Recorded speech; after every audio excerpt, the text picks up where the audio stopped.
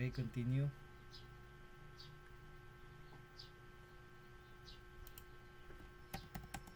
Okay, na-create na siya, no? Then, let's mirror.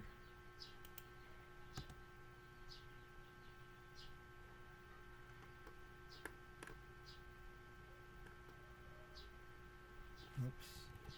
Medyo ano lang siya, no? Kailangan okay lang po yung mata, no? Mirror, MI. And enter. So, trim ulit. Okay. Then, kani daw na part. This one, kailangan na ito mapaubos. No? Og 10. So,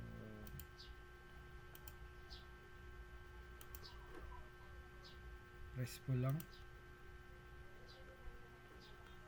Press pull. 10. Okay. Then, pwede na ito gamitan ng same na mga 2D objects.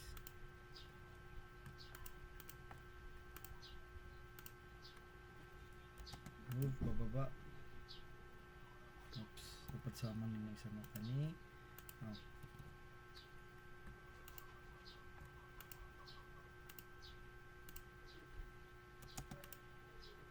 Ito 30.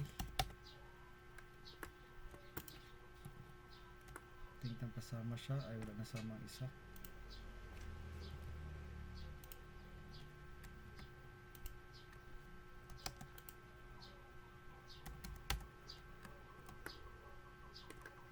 Ay, wala nagsama, no? Sige, mag-create na lang.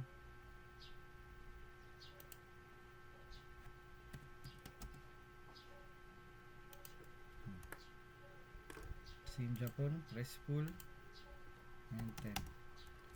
Yan na, buo na. One object siya. Pwede man Japan mag-create of multiple objects. Delete lang natin to. And then i-union lang. Okay, buo na ito ang object. Question, paano maglagay ng color? Pwede naman.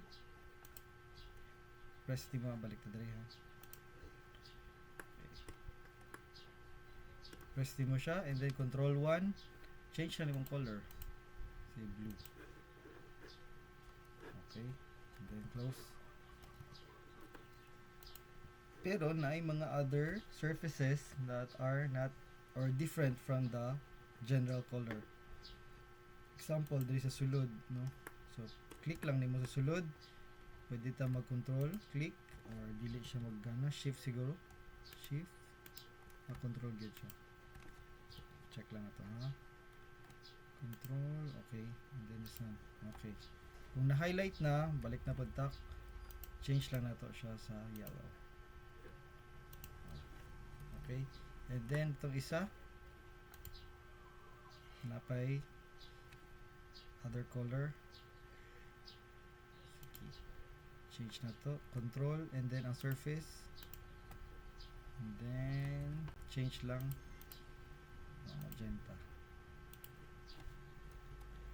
Okay, okay na? Buo na? And that's how you create a 3D object using AutoCAD. Okay?